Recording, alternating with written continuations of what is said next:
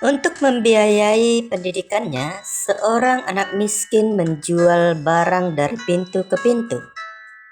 Suatu hari anak laki-laki itu benar-benar merasa sangat lapar, tetapi ia tidak mempunyai uang untuk membeli makanan.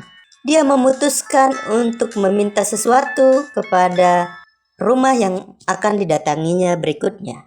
Seorang wanita muda yang cantik membukakan pintu rumah dan anak itu kehilangan keberanian untuk memintanya. Akhirnya dia hanya meminta untuk diberikan segelas air. Ia terlalu malu untuk meminta makanan. Wanita muda tersebut membawakannya segelas susu yang segera diminumnya dan dihabiskan. Anak itu bertanya kepada wanita muda tersebut berapa dia harus membayar. Tetapi wanita tersebut tersenyum dan berkata bahwa dia hanya memikirkannya untuk kebaikan bagi orang lain, dan ia tidak pernah mengharapkan imbalan apapun. Anak itu meninggalkan rumah wanita tersebut dengan perut penuh dan hati yang penuh sukacita, kekuatan yang baru, dan untuk melanjutkan pendidikan dan terus bekerja keras. Namun setiap kali ia merasa ingin berhenti, ia mengingat akan wanita itu.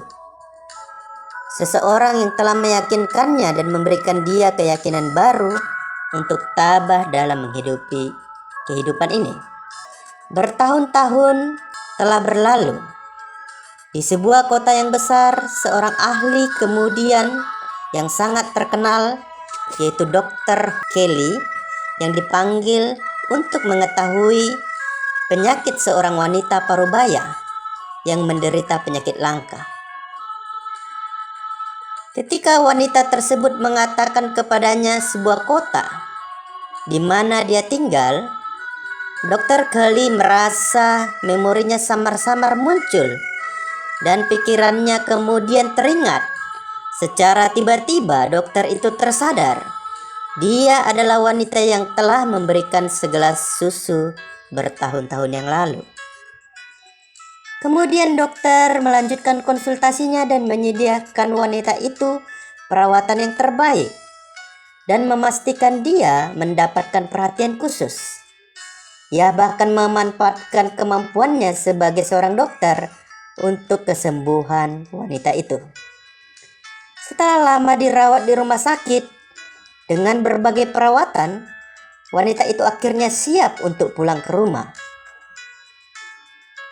Awalnya wanita itu sangat khawatir karena ia akan membutuhkan begitu banyak biaya untuk menyelesaikan pembayaran perawatannya.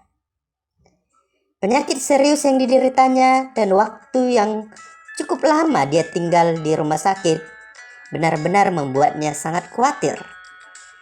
Namun ketika dia menerima surat tagihan, ia menemukan catatan yang diberikan oleh Dr. Kelly. Dengan catatan tersebut, yaitu seluruh tagihannya telah lunas dibayar. Kemudian disertai dengan catatan kecil di bawahnya, sudah dibayar lunas dengan segelas susu.